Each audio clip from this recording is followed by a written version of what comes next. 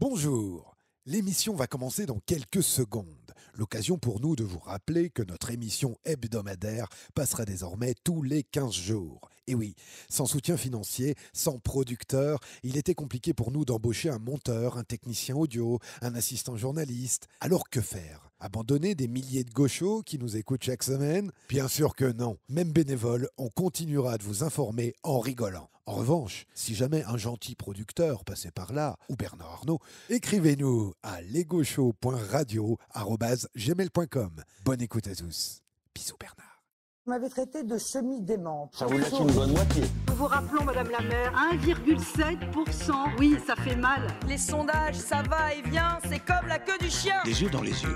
Je n'ai jamais eu de compte en suit Jean-Jacques Bourdin. Vous êtes toujours macroniste, Manuel Valls. Il n'y avait pas d'autre solution. Mais Le Pen, pareil, on pique dans les caisses publiques, Fillon. Plus on fouille, plus on sent la corruption. Moi, président de la République, je ferai en sorte que mon comportement soit exemplaire. Tu vas voir un rouquin là-bas. Pédé. Qu'il retourne en Afrique. Ah, ça m'a rajeuni. La meilleure façon de se payer un costard, c'est de travailler. J'avais envie de dire lol en fait. Emmanuel Macron est le bâtard de François Hollande. Alors que j'ai des amis arabes et dont ma meilleure amie qui est tchadienne. Quelle indignité. Faites mieux que la mère qu'on vous lègue. Essayez de dire qu'Éric Zemmour est raciste. Éric Zemmour est raciste. Monsieur Lassalle, veuillez immédiatement retirer ce gilet. Macron, explosion. Personne n'a craqué. Personne n'a craqué. J'ai dit à ma femme, fais les valises, on rentre à Paris. Bonjour, bonjour, bonjour. Nous sommes très heureux de vous retrouver aujourd'hui et de retrouver nos 4 invités de prestige. Ils sont gauchos, ils sont militants ou simples citoyens. Leur culture et leur humour nous intéressent. C'est son grand retour, c'est la seule professeure d'histoire qui n'aime pas qu'on lui en raconte, c'est Madame Charlotte. Bonjour. Après une première expérience réussie, elle revient avec sa gouaille et ses punchlines. On la surnomme même Rachida Kati. C'est Madame Kati. Bonjour. Ah, Rachida Kati. C'est la nouvelle génération qui se mobilise autant pour ses études que pour ses convictions. C'est Monsieur Maël. Salut. Et enfin, il est gaucher, il dort à gauche, il mange à gauche, il respire à gauche. Il est tellement engagé qu'il fait désormais partie de l'Institut La Boétie de Jean-Luc Mélenchon. C'est Monsieur Julien. Bonjour, bonjour les amis. Qu'est-ce que ça me fait plaisir de vous revoir aujourd'hui. Alors on va faire un petit tour de table parce que c'est le grand retour de Madame Charlotte qu'on peut applaudir. Je suis trop contente de revenir. Ça fait plaisir. Qu'est-ce que vous nous avez manqué, Madame Charlotte? Mais vous aussi, enfin je vous écoute donc. Ah, ça fait plaisir. J'étais quand même au courant de ce qui se passait. Bon, alors ça va. Dans les émissions. Eh oui, parce que les gens m'appelaient tout le temps en me disant, mais on l'a entendu dans les premières émissions, et elle n'est plus là. Elle n'est plus là, elle vient plus, elle vous aime plus, mais bien sûr que si. J'étais sur le terrain. Voilà, elle était sur le terrain. Peut-être des copies à corriger aussi. Aussi. Bon. Aussi. Alors, vous avez peut-être manifesté ces derniers temps. Oui, la dernière c'était pour la journée des droits de la femme. Évidemment. Beaucoup de jeunes, plein de personnes qui avaient fait des pancartes avec des slogans assez drôles. Il n'y a pas eu de problème. Non, on n'a pas été gazés. Oui, c'est par là que j'entendais les problèmes. Ouais. C'est pas les problèmes des manifestants. Non, bien sûr. C'est les problèmes des CRS. Non, mais c'était. J'étais avec Julien d'ailleurs. Ah, Monsieur Julien, on va en parler, Monsieur Julien. On va en parler. Gardez 2 secondes. En tout cas, je voulais déjà applaudir Madame Kati quand même. C'est la petite dernière de la bande. Hein. Est-ce que vous êtes heureux de nous retrouver, Madame Kati? Oui, jusqu'à ce que vous m'appeliez Rachida Kati, mais sinon ça va.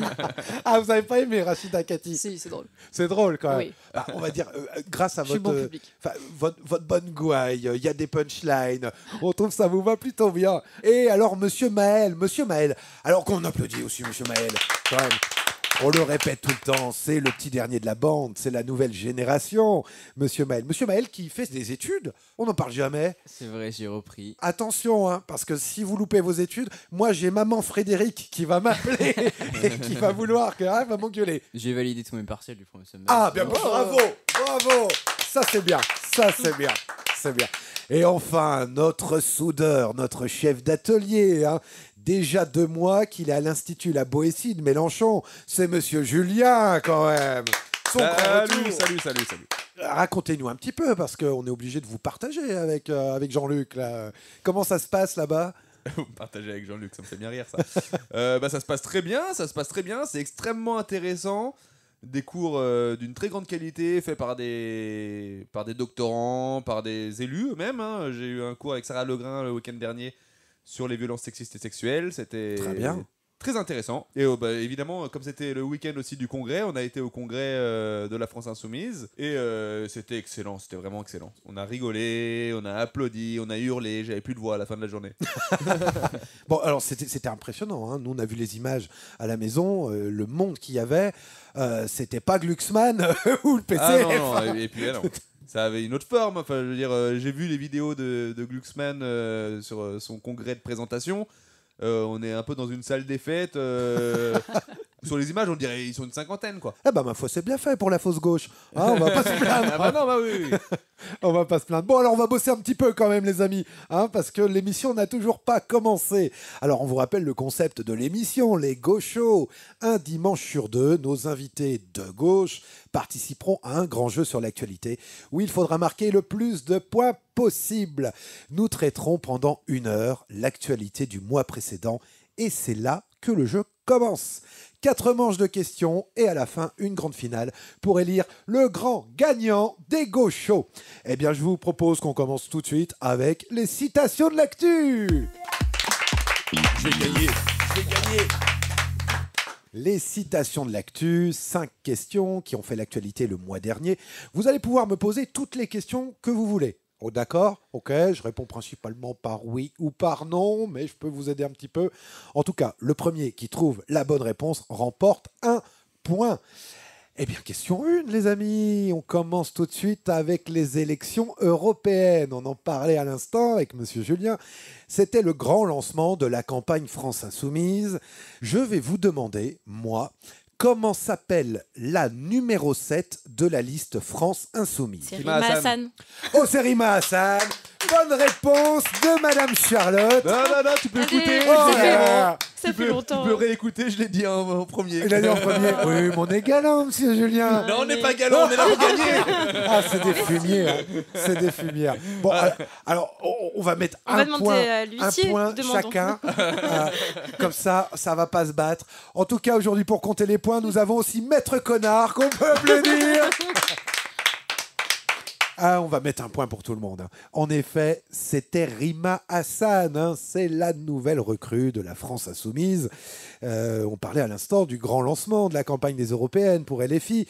On y retrouve quand même, je pense que vous l'avez vu, en tout cas j'espère que vous avez vu l'actualité, on y retrouve des anciens de génération. On a aussi des anciens des Verts, des Insoumis évidemment. Bref, moi je trouve que c'est une vraie liste d'union. C'est une liste NUPES. C'est une liste NUPES. Ouais. Franchement, là-dessus, je rappelle quand même que depuis 1 an, la France Insoumise a tout fait pour qu'il y ait une union de la gauche aux européennes. Hein. C'est pas faute d'avoir tenté, d'avoir poussé un peu les murs, mais ça s'est pas fait. Hein. Ça s'est pas fait. Pour autant, les jeunes de la NUPES travaillaient encore sur un programme commun pour essayer de rapporter tous les partis, mais le PS et les Verts ont préféré partir seuls. Et les communistes. Les communistes. Bon, les communistes ne les comptent même pas dans la NUPES. Hein. Bon, c'est dommage. C'est dommage. Hein. C'est quand même un très mauvais signal qui est envoyé. Et pourtant, je tiens à rappeler quand même que la France Insoumise a proposé la tête de liste aux Verts. Bien sûr. En disant, vous dites on est hégémonique, regardez, on n'est pas hégémonique, on vous laisse la tête de la liste. Une fois qu'ils ont pris leur petit siège de député avec, avec leur salaire, hein, derrière, on revient aux bonnes tambouilles du passé. C'est combien le salaire Eurodéputé, ça je sais que c'est à peu près 7000 euros net par mois. Oui, c'est sensiblement la même chose pour les députés. Hein. Il me semble. Donc Bardella, il paye 7000 euros. Bien sûr, bien sûr. Il y a un bon filon. Allez, question 2, les amis. Parlons des uniformes à l'école. Hein. Cette nouvelle expérimentation sortie tout droit du chapeau de Gabriel Attal lorsqu'il était encore ministre de l'Éducation nationale. Alors, cette expérimentation, elle est laissée à la libre utilisation des écoles et des mairies. Je vais vous demander quelle ville s'est empressée de devenir la première à expérimenter l'uniforme. Une ville du Sud, non? Béziers. Une ville du Sud. Oh, c'est Béziers. Bonne réponse de Monsieur Julien, pour le coup. Il m'a volé la réponse. Ouais, pareil.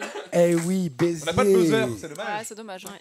Béziers, la ville entre Montpellier et Narbonne, hein, dans le sud de la France. La ville qui est sous la direction de Ménard, là. de Ménard, Ouais. Robert Ménard. Exactement.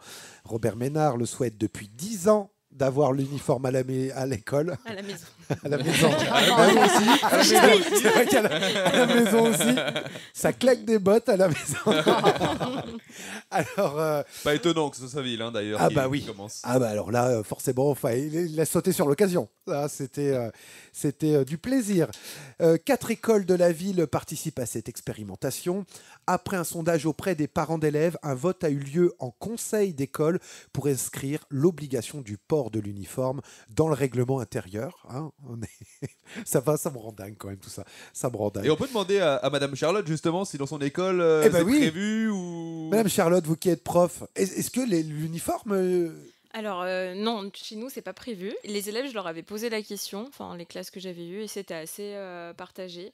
Enfin, il y avait des élèves qui seraient plutôt pour, mais en revanche, dans l'argumentaire de dire que ça effacerait les inégalités, ouais. ça ils sont pas dupes. Hein. Ils se disent que de toute manière ça se ressent encore les inégalités, même si c'est pas un bout de tissu en fait qui va aplanir ça. Ouais. Et d'autres, non, ils veulent quand même exprimer leur goût, leur style à travers leurs vêtements, donc ça les tracasserait. Enfin, ouais. Moi, je ne serais pas pour. Alors, je vois pas... Enfin, c'est du budget, je pense que... Alors, Mais ça c'est coûte... ça. Je m'en rends pas compte combien ça peut coûter, mais... Eh bien justement, c'est 200 € l'uniforme par élève. Par élève. 200 € l'uniforme par élève. Donc, mais là, c'est pris en compte, enfin, c'est pris en charge par la mairie pour les écoles primaires, j'imagine. Moitié par l'État et l'autre moitié par les mairies.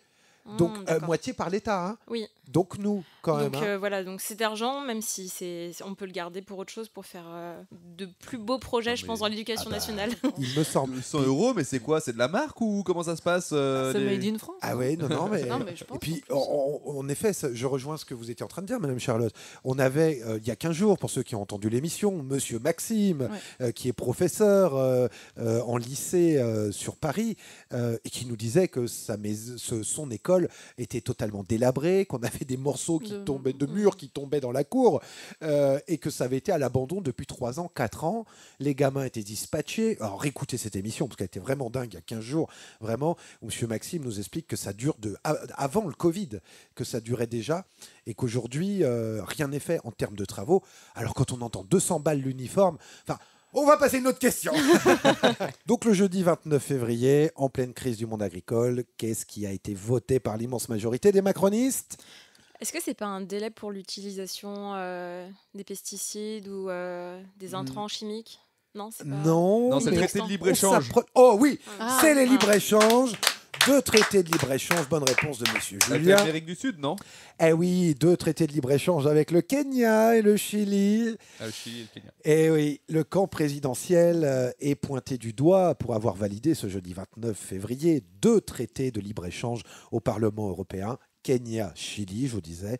Ces textes doivent permettre une meilleure coopération et débrider les échanges commerciaux entre l'Europe et ces 2 pays. Ça arrive quand même en plein moment, en pleine crise de l'agriculture, hein, quand même. Hein.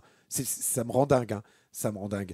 Ce qui me rend encore le plus dingue, écoutez bien, seulement 5% du Parti socialiste a voté contre. 5%. C'est la fausse gauche, c'est la fausse gauche. Et vous savez quoi? Écoutez bien ceux qui nous entendent, parce qu'il y a les élections européennes dans peu de temps. C'est bien aussi de trier un petit peu. Les Verts ont voté seulement 27% contre le libre-échange Kenya-Chili. Ça, c'est quand même... Bah là, les Verts et le c'est- PS, c'est les libéraux hein, à la gauche, donc c'est la gauche libérale, quoi. Ah ouais. Pourquoi? Ah ben, parce qu'on parle là quand même de faire rentrer tout plein de produits en France, des nouveaux produits hein, venant du Kenya et du Chili, d'importer ces produits depuis des milliers de kilomètres. Moi, alors franchement, là-dessus, moi, les socialistes, on avait l'habitude hein, qu'ils nous en fument. Bah, hein. les Verts, moi, je Mais alors les comprends pas. Verts, d'accord. Eh, je vais vous poser une deuxième question, ça vaut pas de points là pour le coup, mais quel est le seul parti qui a voté à 100% contre? Les filles. Eh ben la France Insoumise, qu'on peut applaudir quand même. Eh oui, encore. En plus, le Chili et le Kenya, autant vous dire que les normes sociales et écologiques, en termes de respect, on est loin quoi, de ce qui se fait en France. Ah oui. Et puis en termes, moi je comprends pas qu'on cale des normes en fait. Et puis on vient péter toutes ces normes. On impose des normes aux agriculteurs européens, français notamment, mais qui ont du sens, elles ont du sens. Elles protègent à la fois les agriculteurs, les citoyens. Mais on va se servir ensuite, ailleurs. On leur impose ça, on les accompagne pas trop et en plus on signe ces traités. Ah oui. Oui. Et puis après, on vient au salon de l'agriculture taper dans le dos des agriculteurs en disant on est avec vous, les gars. Hein. On est avec vous. Hein. Bon courage. Allez, question 4. La France est devenue le 4 mars 2024 le premier pays au monde à inscrire l'IVG dans la Constitution. Vous n'avez pas loupé cette info quand même. Non. Personne. Hein de quoi C'est quoi vous remplacez Monsieur William en fait. J'ai écouté la dernière émission. On embrasse Monsieur William qui nous écoute sans doute, qui n'est pas là. Et donc je disais une proposition récupérée par le gouvernement. Puisque c'était une proposition qui venait encore de la France insoumise. Bon, vous allez dire qu'on a des tickets avec eux. Hein. Mais merde, écoutez, moi je suis là, je constate qu'il y a des gens qui bossent. Et ça, c'était quand même une proposition de Mathilde Panot à l'Assemblée, qui était à l'initiative de cette inscription à la Constitution. Et également Mélanie Vogel, je ne sais pas trop. Vogel, il faut qu'il dise à la radio. Je vois M. Maël, quand je dis Vogel, il a rigolé. Vogel, des Verts, au Sénat aussi, qui s'est énormément bien battu. Alors, ma question, les amis, alors que le gouvernement récupère à son compte l'événement...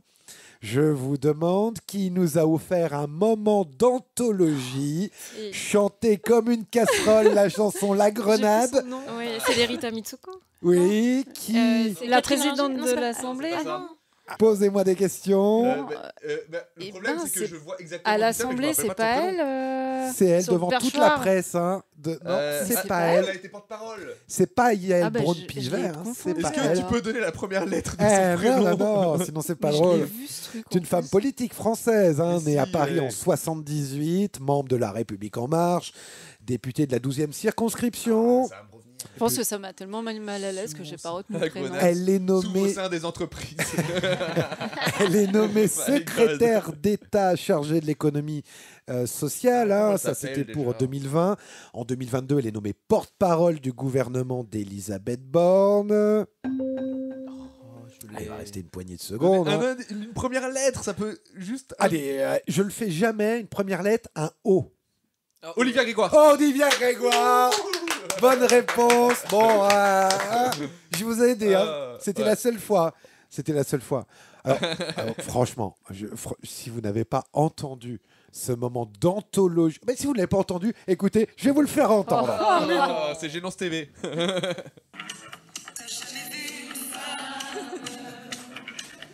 Qui se bat? Suis-moi. Blafarde. C'est Jean-Michel à peu près. Et je te montrerai. Elle a tué la Attendez. Et oui, prends garde. Sous mon sang la grenade. Sous mon sang la grenade. Sous mon sang les grenades. Bon, je vais pas faire 4 minutes de chanson. Ouais, et nous non plus. Allez, nouvelle question. On applaudit qui, là, Olivia Grégoire? Alors, pas de nouvelle question, les amis. C'est déjà l'heure de la manche numéro 2. Manche numéro 2, c'est les vrais ou fake news. Vous allez devoir noter sur votre ardoise. C'est le moment des petites ardoises. Et vous allez noter si l'info que je vous donne est une vraie info ou une fake news. Évidemment, les bonnes réponses ramèneront un point. Alors, première question. On va reparler de l'IVG quand même. De l'IVG dans la Constitution avec notamment la chanteuse. Alors, pas Olivia Grégoire. La chanteuse Catherine Ringer, chanteuse des Rita Mitsuko, qui a été invitée à chanter la Marseillaise. Je vous affirme qu'elle a embrassé de manière chaleureuse Emmanuel Macron et fait des selfies avec lui. Est-ce que c'est une vraie info? Est-ce que c'est une fake news? La chanteuse Catherine Ringer a embrassé de manière chaleureuse Emmanuel Macron et fait des selfies. J'ai 4 faux. Eh bien oui, c'était faux. Bonne réponse. C'est de l'anthologie L'esquive de Catherine Ringer. Franchement, ça c'était vraiment un très beau coup. C'est une image qu'on a beaucoup vue, la fin de sa chanson. Emmanuel Macron s'avance vers la chanteuse Catherine Ringer pour lui faire un baise-main. Jusqu'ici, aucun problème. Seulement, le président ne s'arrête pas là, puisqu'il souhaite aussi l'embrasser de force, en la serrant par l'épaule et par le bras. Alors ça, en pleine journée des droits des femmes, forcer quelqu'un à embrasser, ça passe pas. Ouais, c'est même pas limite. Ah ouais. Quel manque d'intelligence là-dessus. Et puis c'était gênant. Mais après, il n'y avait pas que lui, parce que je sais pas si vous avez vu derrière Brigitte Macron qui essaye de la récupérer aussi quand elle passe. Vraiment un délire de couple, quoi. Il force. Non mais en fait, surtout, on voit très bien pourquoi Emmanuel Macron fait ça. C'est de la récupération politique. C'est uniquement pour s'attribuer encore les artistes, comme l'IVG. L'inscription dans la Constitution, fallait qu'il se réattribue encore le mérite. Donc en tout cas, je voulais quand même qu'on applaudisse Catherine Ringer. La Queen. Excellente. Alors, question 2, je vais vous parler du député très polémique, Meyer Habib. Le meilleur. Le meilleur. La blague. Le meilleur du pire. Député pro-Israël, qui avait déjà déclaré que les habitants de Gaza étaient un vrai cancer, qui nie toute colonisation d'Israël, bref, du beau monde, du très beau monde. Alors je vous affirme qu'à l'occasion de la Journée des droits des femmes, Meyer Habib a non seulement félicité l'inscription de l'IVG dans la Constitution, mais il a également voté pour l'inscription dans la Constitution. Est-ce que c'est une vraie info? Est-ce que c'est une fake news? Alors, c'est un petit peu plus divisé, puisque là, j'ai Maël et Cathy qui me disent faux, et j'ai Charlotte et Julien qui me disent vrai. Eh bien non, c'était faux, c'était Maël et Cathy, un point. Oh, il en aurait été capable. Et non, il a écrit un long texte pour rappeler le droit de vote des femmes et l'IVG, alors qu'en coulisses, il n'a pas voté pour l'inscription dans l'IVG. Non, il s'est abstenu. C'est quoi son délire? C'est la communication. C'est on communique devant, tout va bien, et puis en fait, par derrière, il s'est abstenu. Allez, attention, troisième question. Jeux Olympiques. On compterait plus de 75 000 bénévoles pour encadrer les Jeux Olympiques de Paris. 75 000 volontaires qui seront finalement payés par le gouvernement. Est-ce que c'est une vraie info? Est-ce que c'est une fake news? 4 faux. Bien sûr, c'était faux. Bonne réponse. Et oui, c'est ce que nous rappelait l'ancien socialiste Gérard Filoche, spécialiste des droits du travail. Pourquoi 75 000 bénévoles? Le bénévolat n'existe pas dans le droit du travail. Or, ici, c'est du travail.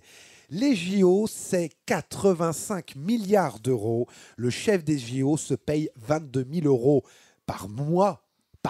C'est pour ça qu'ils ont besoin de bénévoles, ils ont plus d'argent. Voilà. Et il conclut en disant, vous devez payer un SMIC à ces 75 000 jeunes. Ça, je suis totalement d'accord avec lui. Il joue sur le fait que ce soit souvent des personnes engagées dans le milieu sportif, donc ils ont une opportunité d'être auprès des athlètes et que déjà ils sont récompensés d'être à côté de ces athlètes. Comme les musiciens, on vous paye pas, mais on vous donne de la visibilité. Oui, puis on connaît aussi la Macronie et finalement l'idéologie néolibérale, c'est quand même de trouver des solutions pour que ça coûte le moins cher et notamment ne pas avoir peur de taper dans le code du travail. 75 000 bénévoles quand même. Moi déjà le principe du bénévole, mais même dans les festivals, combien il y a de jeunes à qui on dit venez, t'auras des concerts gratuits, ça va être drôle. Et quand ils se retrouvent pendant une semaine à nettoyer les chiottes, payer rien du tout, et qu'ils ont même pas l'énergie d'aller voir les concerts, parce que faut voir comment ça les casse les jeunes. Donc voilà. J'espère qu'ils vont leur faire faux bon quoi. J'espère aussi. Attention, question 4, c'est la sortie du nouveau livre de Guillaume Meurice, l'humoriste de France Inter, bien évidemment. Un livre attendu puisqu'il revient sur une blague qui avait fait polémique et qui avait choqué les bourgeois. On va dire, c'est un peu ça. C'est un peu ça. Sa blague, c'était « Netanyahou, c'est un nazi sans prépuce ». Vous allez avoir des problèmes. Moi, j'ai trouvé que c'était une très bonne blague. Franchement, très bonne blague. Alors, j'affirme que son livre s'intitule « Dans l'oreille d'un cyclone ». Est-ce que c'est une vraie info? Est-ce que c'est une fake news? Je vous rappelle, le dernier livre de Guillaume Meurice, je vous affirme, qu'il s'intitule « Dans l'oreille d'un cyclone, vraie info ou fake news ». Alors, j'ai 3 vrais pour Maëlle, Charlotte, Cathy, un seul faux pour Monsieur Julien. Eh ben, c'était vrai. Désolé, Monsieur Julien. Ah, des fois... Je me suis dit qu'il y avait peut-être un piège. Eh ben non, c'est vrai. J'aime bien vous piéger d'habitude. Et oui, alors je vous conseille de lire ce très bon livre. Hein. Je vais même vous en lire un petit extrait. C'est la 4e de couverture.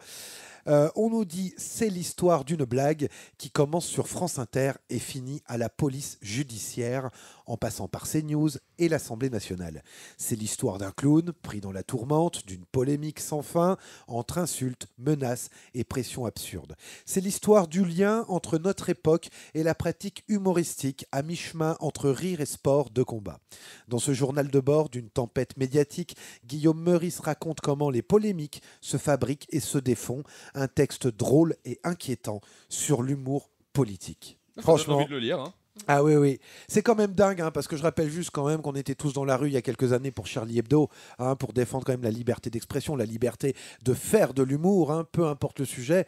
Et aujourd'hui, une blague comme ça qui fait autant polémique, moi ça me rend assez dingue. Ce livre-là, on nous a dit, beaucoup de détracteurs, qui profitaient, Guillaume Meurice, de la polémique pour se faire de l'argent.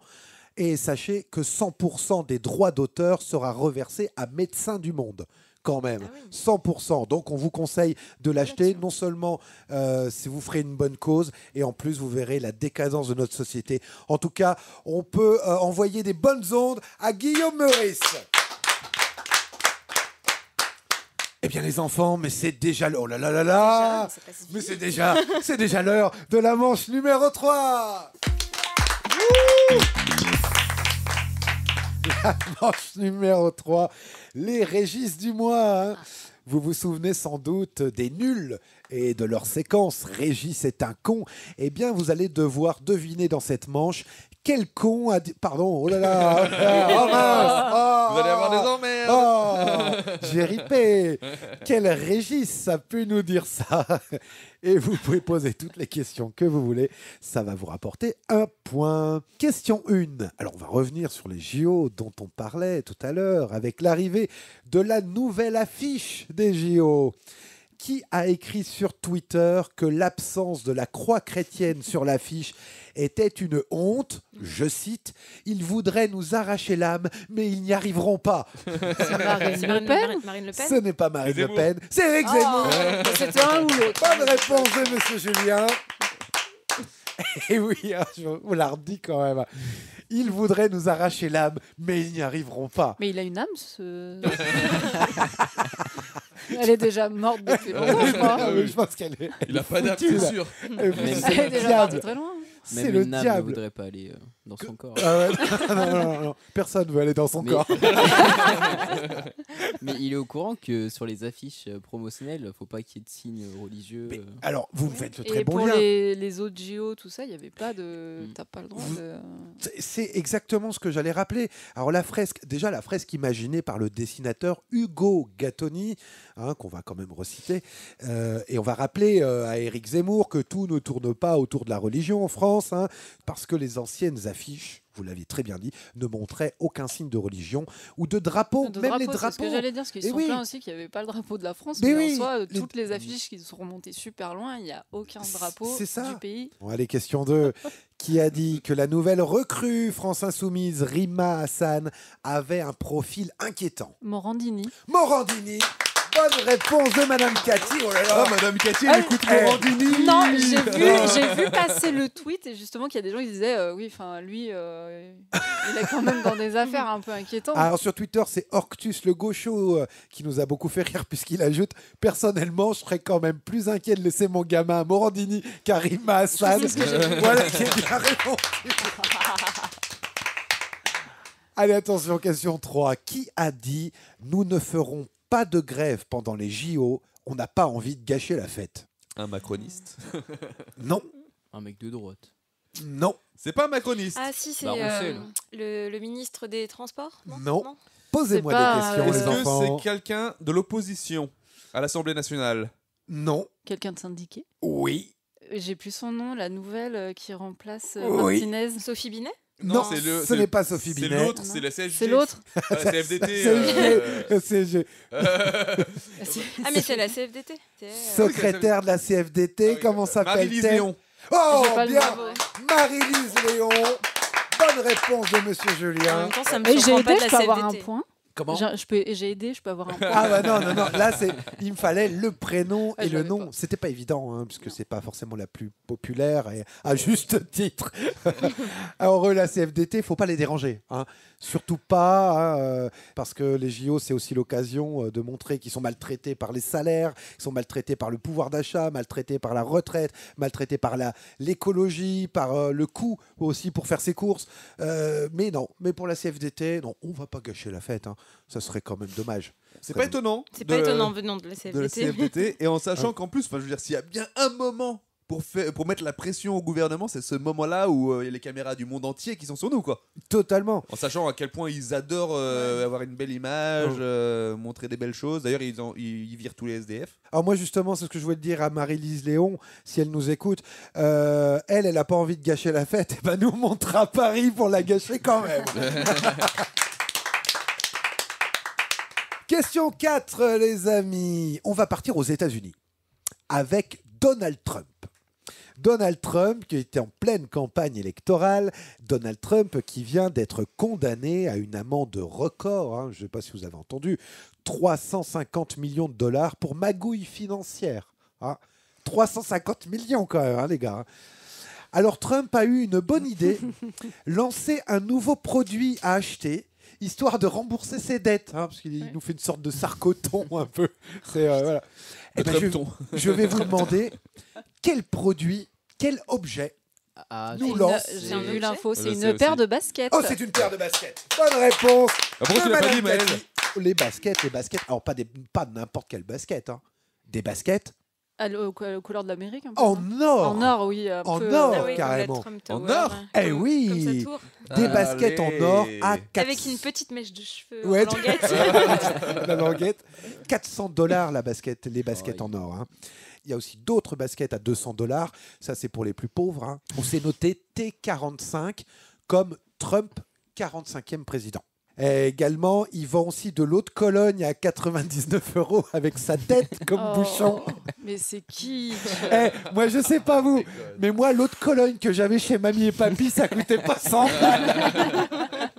Bah écoutez les amis, ça va être déjà la prochaine manche, ça va être le compte est bon. Le compte est bon, vous allez devoir reprendre vos petites ardoises, puisqu'il va falloir trouver des chiffres.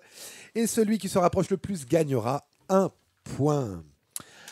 Attention, question 1. IVG, encore, vous allez me dire encore, bah oui, c'est quand même historique hein, ce qui s'est passé. Donc évidemment on en parle, ça faisait partie de l'actu du mois dernier. IVG sur 902 votants, combien de parlementaires ont voté pour l'inscription dans la Constitution?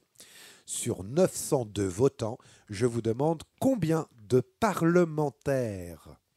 Alors, j'ai 700 pour Madame Charlotte, j'ai 873 pour Madame Cathy, 798 pour Monsieur Julien et 885 pour Monsieur Maël. Eh bien, la bonne réponse, oh, c'est très serré, hein, la bonne réponse était 780, c'est Monsieur Julien. Wouh, à 18 voix près. Au Hein. hasard.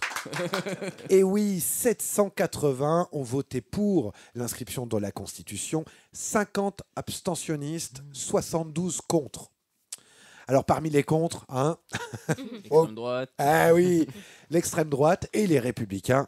Évidemment. Je vous propose une question de Jean-Marc Sylvestre, ancien journaliste de TF1, spécialisé dans l'économie, a fait polémique récemment, et à juste titre, puisqu'il a déclaré que sa retraite était trop petite. Je vais vous demander quel est le montant de sa retraite. Ça aurait pu être dans les Régis, hein, quand même, cette question. Alors, j'ai 5 550 pour Madame Cathy, c'est précis, Oui, Madame Cathy. toujours. 4 000 pour Monsieur Julien, 7 000 pour Monsieur Maël, 9 000 pour Madame Charlotte, et nous avons un tout pile, c'est Madame Charlotte. 9 000 € les enfants. 9 000 €. C'est dur, hein. Pour une retraite. Hein. Pour une retraite. Pour ça. une retraite. Et il ose nous dire, je répète, qu'elle est trop petite. Il déclare 9 000 € de retraite, c'est pas assez. J'ai des besoins, j'ai des envies, je suis insatiable. Ah, les pâtes, ça coûte cher. Hein. Alors, les pâtes au saumon plus quand même. Hein. Quel con. Alors le lendemain, on va encore avoir des procès. Les pads. Les pads.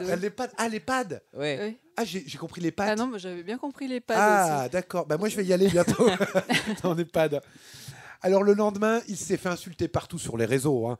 À juste titre, hein, tu dis. Ouais. Bah, il s'attendait à quoi qu'on allait lui dire ah oui, effectivement, Non, mais c'est ils vraiment sont trop pas. déconnectés, ces gens-là, c'est Comme, abusé. exactement, comme dit M. Julien, c'est trop déconnecté.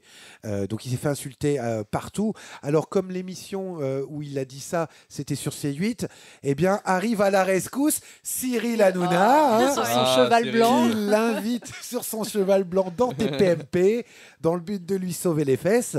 Et puis histoire, voilà quoi, d'enterrer la polémique. Hein. C'est le côté populaire d'Hanouna, hein, protéger les gens de 9 000 € de retraite. Hein. Allez, question 3. Européenne 2024, on va parler du parti Génération, le parti de Benoît Hamon. Une guerre en interne, puisque le parti n'arrivait pas à se mettre d'accord s'il fallait s'allier avec la France Insoumise ou s'il ne fallait pas s'allier avec la France Insoumise. Comme le parti se revendique toujours d'écouter ses militants, hein, le parti Génération, eh ben les coordinateurs décident de faire voter les militants. Voilà. Je vais vous demander combien de pourcents ont répondu qu'ils étaient pour une alliance avec la France Insoumise. Combien de pourcents les militants Génération ont dit qu'ils étaient pour une alliance? Alors, j'ai 66% pour Madame Charlotte, 85% pour Madame Cathy, 75% pour Monsieur Julien, 75% aussi pour Monsieur Maël. Eh bien, c'est vraiment étonnant que les deux garçons vous ayez mis 75% parce que c'est pas du tout ça. Et la bonne réponse était 59%. C'est encore Madame Charlotte qui remporte le point. Madame Charlotte, elle envoie des... Ah oui, là, vous avez révisé. Hein. 59%. Alors, on aurait pu se dire, ah bah c'est super ça, 59%. Ok, bah on a notre réponse pour Génération. Parce que Benoît Hamon a toujours dit qu'il était pour l'Union. Hein. Il a toujours dit qu'il était pour la NUPES. Eh bien, si en plus ils sont 59%, alors là, tout le monde est content. Eh bien non, ils ont décidé de virer les numéros 2 et les numéros 3 du parti. Ah oui, carrément, on les dégage en disant que le vote était truqué, que c'était peut-être un piège monté avec la France Insoumise, blablabla. Alors l'un des deux, viré, s'appelle Arash Saidi. Il est parti du coup, hein. De toute façon il était viré, et il est parti directement chez la France Insoumise, parce qu'on le retrouve dans la liste LFI des Européennes, en numéro 6, hein, en 6e position, donc il a très fortement des chances de l'emporter et d'être eurodéputé LFI. Alors franchement, Benoît Hamon et vos copains, là, je ne sais pas ce qui vous passe par la tête. Hein. Franchement, parce que vous êtes pour l'Union et vous la refusez, sitôt qu'en plus, c'est des militants qui vous la demandent. Voilà, ça m'énerve et c'est encore un message de nul que vous donnez. C'est un message de tambouille politique et je ne sais pas si... A priori, ça va leur faire perdre des militants, hein, de toutes les manières. Ah bah... Je pense que de toute façon, numéro 2 et numéro 3 qui se barrent, les militants vont aussi se barrer. Hein. Et à juste titre, c'est bien fait. Écoutez, ils n'écoutent pas la base, donc ça m'a énervé. Voilà, j'étais encore chafouin, j'étais colère. Hein. Je sais, c'est pas bon pour mes artères, mais j'étais énervé. Camomille. Taisez-vous. Allez, nous sommes aux portes de la manche finale. Mais avant, c'est le coup de cœur, le coup de gueule de la semaine.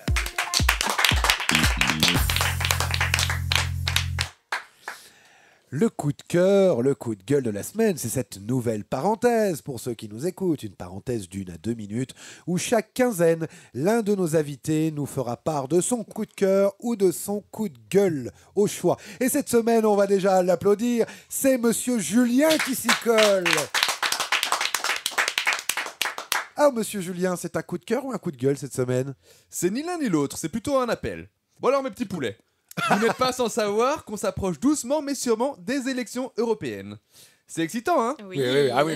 Non, on s'en branle, on va pas se mentir. Je dirais même qu'on est sur une info plus fade qu'un risotto aux larmes de somme de Darmanin qui se fait retoquer sa loi immigration avant son examen, recouvert d'un râpé de corps aux pieds de Gérard Larcher après ses 3 minutes de sport quotidienne, consistant à aller de sa place à la cantoche du Sénat jusqu'à la table à sauce pour pouvoir recouvrir son homard de mayonnaise. Paragoûtant, hein? C'est l'image. Bah ça fait un peu ça avec les élections européennes.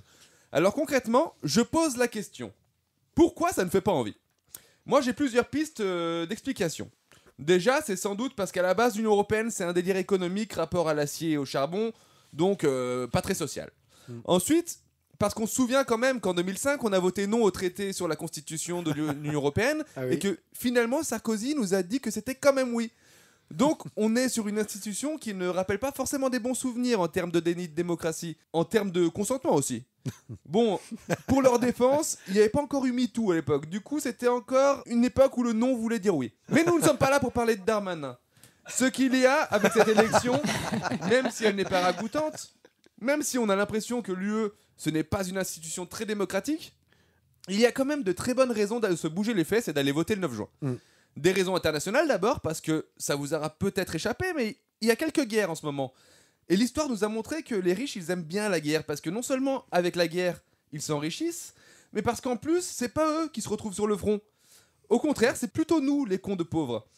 Du coup, je vous le dis tout de suite, si vous gagnez moins de 4 000 € par mois, vous avez plutôt intérêt à aller voter pour ceux qui prônent la paix. Et il y a aussi des raisons nationales, bien sûr. L'austérité, là, que Bruno Magic Renflement-Brun, le maire, est en train de nous préparer tranquillement un grand coup de rabot dans l'assurance chômage, parce que ces glandules chômeurs, ils continuent à être au chômage, ou dans la sécurité sociale, parce que ces glandules malades ont le culot de rester malades. Toutes ces coupes sur nos services publics, je vous rassure tout de suite, c'est pas pour le bien-être des Français. Non, non. Si on veut nous faire cracher du sang, c'est pour viser la sacro-sainte règle des 3% de déficit imposée par l'Union Européenne. Règle des 3%, dont l'économiste Guy Abeille, qui en est à l'origine, dit lui-même qu'elle est dépourvue du moindre sens économique et qu'elle a été fixée de manière hasardeuse et sans se reposer sur une quelconque étude scientifique.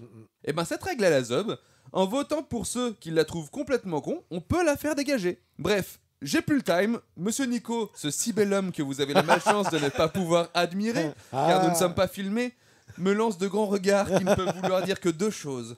Soit il me désire de toute son âme, ce qui me paraît fort probable, soit je suis trop long et je vais me faire engueuler à la fin de l'émission.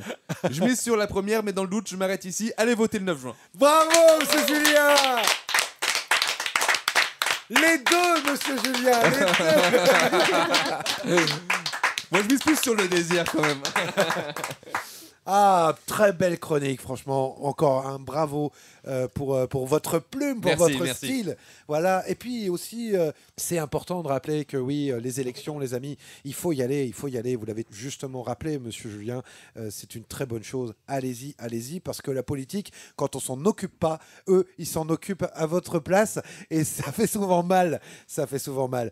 Alors, on applaudissait monsieur Julien, mais j'aimerais évidemment qu'on applaudisse une grande pensée à monsieur Banquier qui m'a aidé à préparer cette émission. Hein. Et oui, oui. Je vous rappelle qu'on a une petite structure, qu'on galère et que vous avez une émission 100% solidaire, les amis, ici. Des gens qui nous aident aussi. Monsieur Julien sur le montage aussi, qu'on peut rappeler. Le montage de l'émission, monsieur Banquier sur les questions. Une émission, c'est à peu près 70 heures de travail pour une seule émission. Donc, c'est un gros boulot. Alors, merci à vous. Merci à vous. Je vais voir Maître Connard, qu'on va pour lui demander un petit rappel des scores juste avant la finale. Ouh là là là là là. Les amis. Alors, c'est quand même serré, hein, c'est quand même serré. Vous avez une personne à 4 points, une personne à 6 points, une personne à 7 points et une personne à 10 points. Alors, seulement 2 personnes partiront dans la finale, hein, donc on va dire au revoir malheureusement à monsieur Maël, 4 points. On va dire au revoir aussi à madame Cathy, 6 points. Et donc, les 2 personnes qui partiront en finale seront madame Charlotte, 7 points, et monsieur Julien, 10 points.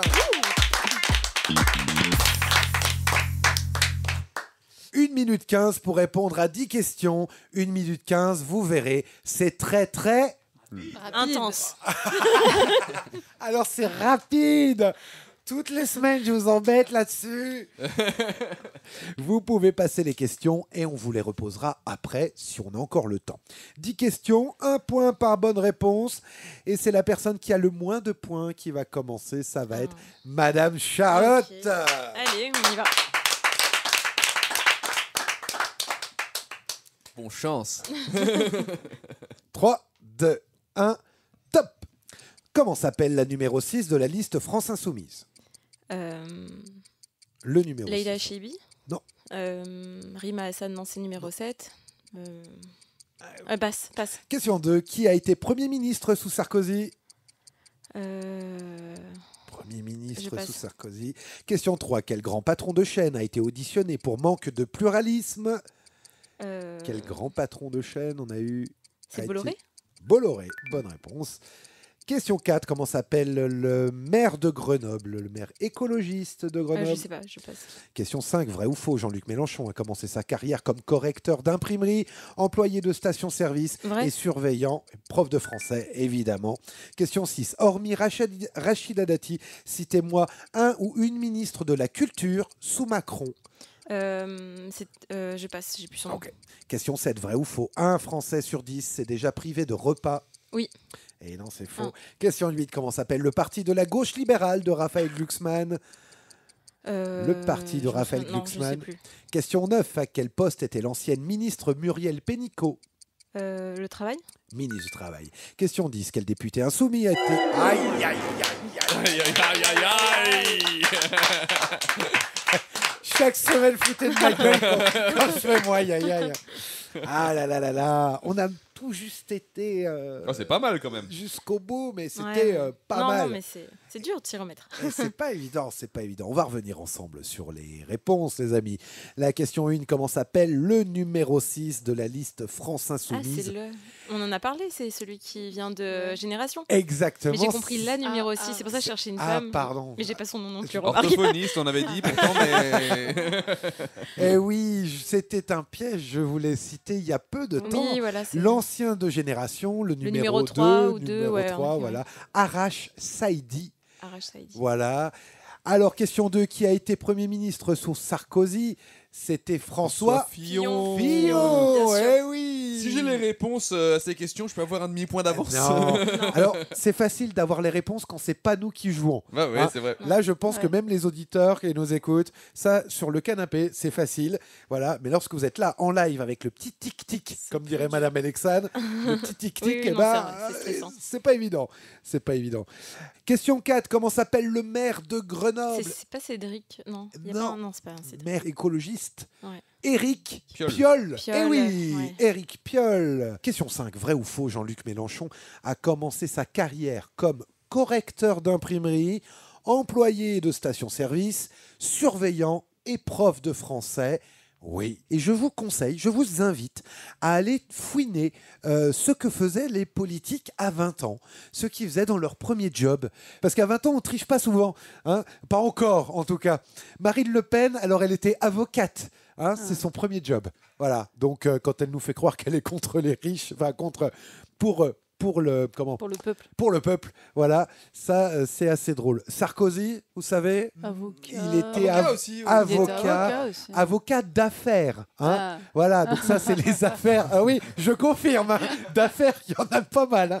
Alors Macron il a fait l'ENA. Et il a fait son stage à la banque de Rothschild. Exactement. François Hollande, lui, il a fait l'ENA et il a fait la Cour des comptes aussi après. Hein. Donc encore de l'argent. Donc voilà, ça c'était pour la petite Gabriel histoire. Attal, il a rien fait, par exemple. J'allais dire, on va rien trouver. Il a fait des stages. Voilà. Stage découverte. La question 6, hormis Rachida Dati, citez-moi un ou une ministre de la Roselyne Culture Bachelot, sous Macron. Roselyne Bachelot. J'avais sa tête et j'avais ses tailleurs très colorés. Mais... Moi j'avais l'autre. Alors, il y en a eu 4. Pendant le Covid, comment il s'appelait Ah, mais celle qui a dansé là avec... qui a été virée là justement Ouais. dans le remaniement. Alors, il y a Elle eu s'appelait quoi Rima Abdul Malak, Voilà, je pense à elle. Roselyne Bachelot, Franck Ah, Riester. c'est lui que j'avais, moi. J'avais Eh sa oui. tête, mais j'avais plus le. Et Françoise Nissen Ah oui. également. Alors, question 7, vrai ou faux, un Français sur 10 s'est déjà privé de repas. Eh bien non, c'est encore pire que ça, puisque c'est un Français sur 3 qui avoue s'être déjà privé de repas. Question 8, comment s'appelle le parti de la gauche libérale de Raphaël Glucksmann? On en a beaucoup parlé. En place ou Oui, en presque. marché là, Place, la place. Au marché. Place publique. Place publique. Ouais. Eh oui. Au Eh oui. marché. Je crois que c'est la question que j'ai le plus citée dans les finales. Je crois que c'est au moins la 3e ou 4e Mais fois. parce que personne s'y intéresse. Eh oui, je suis d'accord, s'en je fout, suis en d'accord. fait, Ouais, ouais. La place publique, pour le coup, je pense qu'il est tout sauf sur une place publique, lui. Parce que tout le monde s'en fout un peu. Alors, question 9, à quel poste était l'ancienne ministre Muriel Pénicaud? Vous l'avez très bien dit, ministre du Travail 2017 à 2020. Et enfin, quel député insoumis a été en charge de la communication digitale de la France insoumise? On n'a pas eu le temps. Ah, c'est un député? Eh oui, député. Hugo soumise. Bernalicis? Non, pas Bernalicis. Louis Boyard? Non, Antoine Léaumont. Léaumont. Eh oui. Antoine nous. Antoine Léaumont. Eh bien, écoutez, ça va être le moment de lancer Monsieur Julien dans la finale. Attention, 3, 2, 1, top. Comment s'appelle le créateur de l'affiche des JO? Je sais pas. Grand débat pour les européennes. Quel est le seul candidat qui n'est pas venu? Bardella. Oui. Quel score avait fait Yannick Jadot en 2022? 13%. Non. 7. Non. Ok. Question 4. Qui a déclaré non, Fabien, tu ne gagneras pas avec un steak? Sandrine Rousseau. Oui. Quelle ancienne politique du clan Hollande a tenté de se présenter au présidentiel de 2022 avant de se rétracter? Quelle ancienne politique ministre de du l'économie. clan Une ancienne, Hollande une femme. Oui. Qui a Merde, tenté de j'ai se oublié, présenter merde, en je passe. 2022? Ok, question 6. Comment s'appelait l'ancienne compagne d'Arnaud Montebourg qui était journaliste? Je passe. Question 7. Qui s'était présenté face à Éric Ciotti pour être la tête des Républicains et qui a perdu au second tour? Le second tour des Républicains face à passe. Ciotti. Question 8. Comment s'appelle la tête de liste des Verts aux Européennes? Marine Tourdelier. Marie Toussaint. Marie Toussaint. Question 9. Comment s'appelle l'ancien ministre du Travail? De qui? Ancien ministre de Travail de l'ancien. Pénicaud? Non, juste avant. Je passe. Ok. Question 10. Comment s'appelle le coordinateur de la France Insoumise? Manuel Bompard. Oui. Aïe, aïe, aïe, aïe, aïe, aïe, aïe, aïe, aïe, aïe, aïe, aïe, Ça a duré 1000 ans, celui-là.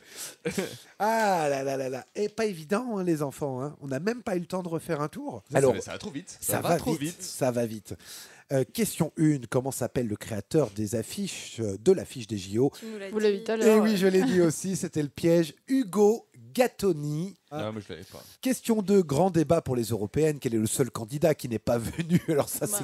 Ils étaient tous là, tous pour faire le débat ensemble, sauf un, Jordan Bardella. La présence aux européennes, c'est pas son fort à Bardella. Même pour le débat. Hein, ni pour le débat. Question 3, quel score avait fait Yannick Jadot en 2022? Oh là là, pas 12%, malheureux. Il avait 4%. Ah, j'ai vu. Eh trop. oui. Non, Ça c'est sert de partir seul. Hein. Ah ouais, ouais. Question 4, qui a déclaré non, Fabien, tu ne gagneras pas avec un steak? Eh oui, c'était Sandrine Rousseau.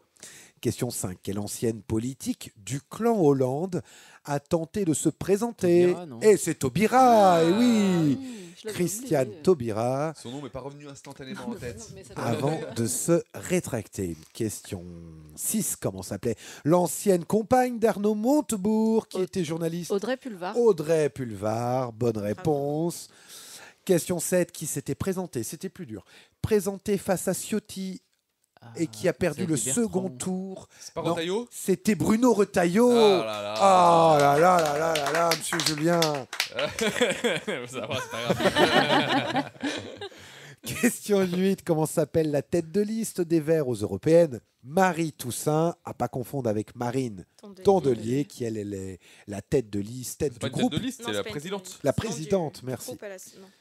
Question 9. Comment s'appelle l'ancien ministre du Travail juste avant là? Olivier Dussopt. Eh oui, Personne Olivier n'a craqué. Dussopt. Ah oui. Allons. Personne n'a craqué. Et enfin, question 10. Comment s'appelle le coordinateur de la France Insoumise? Manuel Bompard, et pas Émeric Bompard, comme nous avait dit M. Maël la semaine dernière entre Émeric Lompré et Manuel Bompard. Alors, les amis, ça va être le moment de regarder les scores. Oh là là là là là là, les scores. Alors, et oui, je vais rappeler quand même que le record de l'émission était de 16 points, détenu par Madame Alexandre, qu'on embrasse, qui sera là le mois prochain, Madame Alexandre.